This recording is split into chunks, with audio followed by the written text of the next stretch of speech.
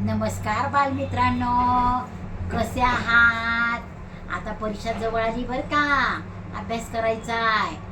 आज आपला शनिवार, गोष्टीचा वार. आज काय माहित आहे ना तुम्हाला? आज महिला दिन आहे, जागतिक महिला दिन. आणि सगळ्या महिलांना जागतिक महिला दिनाच्या हार्दिक शुभेच्छा. मुलांनो, महिला दिन साजरा का करतात माहिती आहे ना? की सगळ्या महिला कर्तृत्ववान असतात. त्या गरीब असो, श्रीमंत असो, अडाणी असो, शिकलेल्या असो, पण प्रत्येक महिलेमध्ये आपल्या मुलांना घडवायचं कर्तृत्व असतं. म्हणून आज त्यांच्यासाठी महिला दिन साजरा करतात बरं का मुलांनो. आणि आज माझ्या गोष्टीचं नाव आहे ताराबाई.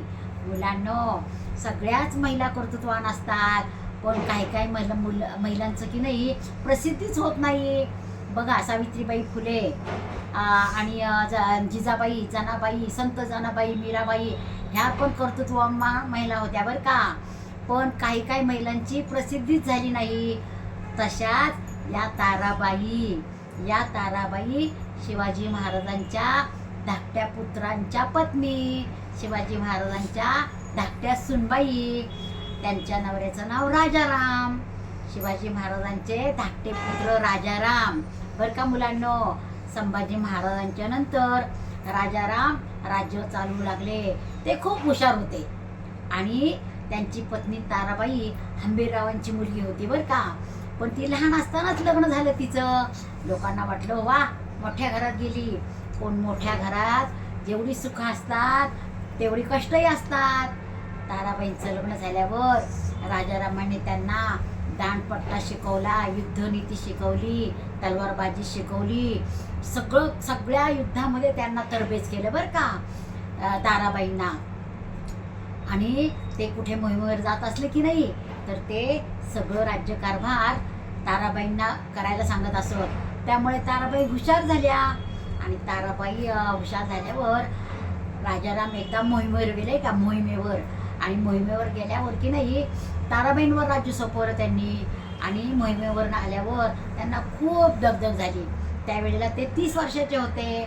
ते 30 वर्षाचे असताना दगदग झाल्यामुळे आजारी पडले आणि त्या आजारातच त्यांना देवाज्ञा झाली. आता देवाज्ञा झाल्यानंतर ताराबाईंवर खूप मोठं दुःख कोसळलं. दुःखाचा डोंगरच कोसळला. कारण त्यावेळेला त्यांना 4 वर्षाचा एक मुलगा होता. त्याचं नाव त्यांनी शिवाजी ठेवलं होतं. आणि तो मुलगा सांभाळून आता त्यांनी दुःखाचा डोंगर बाजूला केला. आणि आपल्या राज्याची घडी बसवण्यासाठी त्यांनी अपार कष्ट केले. मावळ्यांना जवळ केलं. मावळ्यांना हाताशी धरून त्यांनी राज्यकारभार केला बरं का.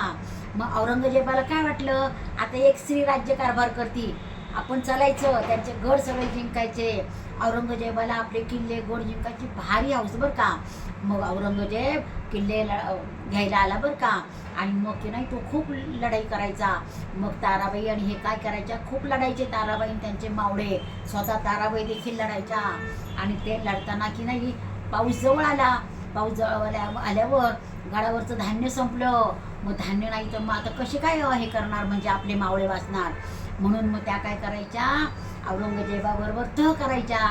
आणि तह केल्यावर औरंगजेबाला मावळे काय म्हणायचे, आम्हाला भरपूर संपत्ती द्या, भरपूर संपत्ती द्यायचा मग तो औरंगजेब बरं का त्यांना.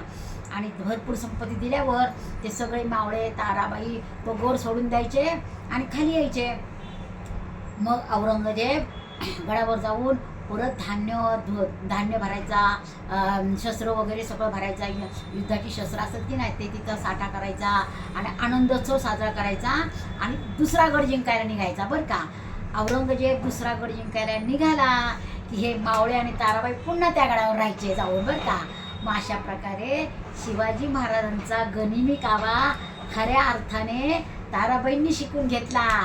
आणि पुन्हा ते गडावर आले की मग औरंगजेबाला फार राग यायचा. मग औरंगजेब पुन्हा मागे यायचा आणि मग गडावर हल्ला करायला बघायचा. पण आपले मावळे इतके हुशार होते की ते चिखलातनं पाण्यातनं आपल्या गडावर जायचे.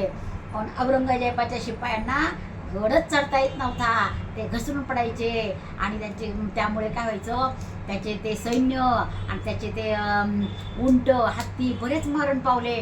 अशा प्रकारे गड जिंकला की ताराबाई तह करायच्या आणि पुन्हा त्याच्याकडनं सगळं धान्य वगैरे घ्यायच्या आणि त्यांनी धान्य वगैरे भरून ठेवलं गडावर की पुन्हा आपल्या गडावर जायच्या त्या. अशा प्रकारे त्यांनी औरंगजेबाला हरवलं. मग औरंगजेबा वैतागला आणि तो त्याच्या मुलखात निघून गेला. मग ताराबाईंनी काय केलं, कालांतराने नर्मदा नदी ओलांडून आपल्या मावळ्यांना घेऊन औरंगजेबाच्या मुलखामध्ये स्वारी केली. आणि औरंगजेबाच्या मुलखावर स्वारी केल्यावर औरंगजेब घाबरला. अरे बापरे, एक स्त्री आपल्या मुलखावर चालून आलेली आहे. आणि तो घाबरला, बावचळला, तो त्याला काही सुचेना. त्याचे एवढे सैन्य असूनही आपले मावळे आणि ताराबाई इतक्या लढल्या की त्या मुलखाच्या तिथे पाकिस्तान अरबस्तानच्या मध्ये एक अटक नावाचं गाव होतं. अटक नावाचं, त्या अटक नावाच्या गावात आपला महाराष्ट्राचा झेंडा त्यांनी रोवला. औरंगजेबाला हरवलं. संभाजी महाराजांनी सांगितलंच होतं की हा औरंग्या आपले किल्ले घेता घेता आपल्या महाराष्ट्रातच गाडला जाईल. ते वाक्य संभाजी महाराजांचं ताराबाईंनी सिद्ध करून दाखवलं. मुलांनो, आपण एखाद्याने एखादं कौतुकाचं काम केलं की आपण काय म्हणतो, वा अटके पार झेंडा रोवून आला. तसंच ताराबाईंनी त्या अटक गावामध्ये आपला झेंडा रोवला म्हणून ती म्हण पण प्रसिद्ध झाली. अटके पार झेंडा रोवला ही एक म्हण पण झाली, पण ती खरी पण करून दाखवली ताराबाईंनी. अशा त्या कर्तृत्ववान महिलेला माझे कोटी कोटी प्रणाम. मुलांनो, ताराबाईंकडनं आपण काय शिकलो, महाराजांचा गनिमी कावा आणि कुठल्याही प्रकारे लढायचं नाही, शत्रूला नामहरामच करायचं. आवडली का गोष्ट? गोष्ट आवडली असल्यास लाईक करा, सबस्क्राईब करा आणि शेअर करायला विसरू नका. म्हणजे आपल्या महिलांचं कर्तृत्व सगळीकडे गाजलं जाईल.